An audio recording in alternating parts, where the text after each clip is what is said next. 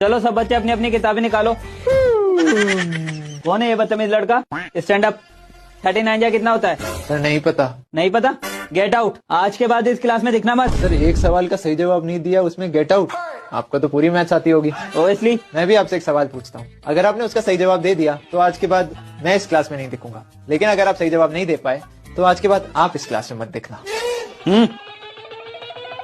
तो सर सवाल है, मान लीजिए मेरे पास है 50 रुपए, ठीक है। उसमें से मैं 20 रुपए खर्च करता हूँ तो बचे कितने? 30 रुपए। अब उस 30 रुपए में से मैं 15 रुपए खर्च करता हूँ तो मेरे पास कितने बचे? 15 रुपए। अब उस 15 रुपए में से मैं 9 रुपए खर्च करता हूँ, 9 रुपए, तो बचे कितने? 6 रुपए। और अगर अब मैं उस 6 रुपए में से 6 रुपए को खर्च करता हूँ तो बचे कितने? 0 रुपए।